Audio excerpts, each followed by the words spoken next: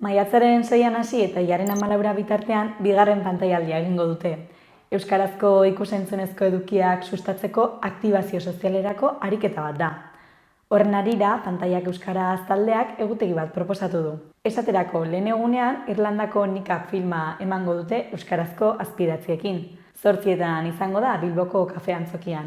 Bigarrenean berriz, sakelakoa eta ordenagailua euskaraz konfiguratzeko deia zabalduko dute. Maiatzaren 8an parte hartzaileak bultzatu nahi dituzte zer non ikusi aplikazioa deskargatzera eta euskarazko eduki bat ikustera.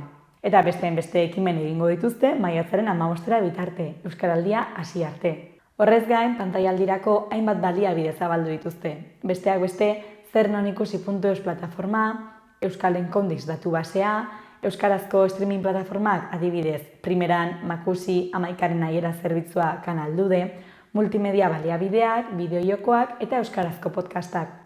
Hortaz, bada zer eta non ikusia gaurtik hilaren 14 bitarte.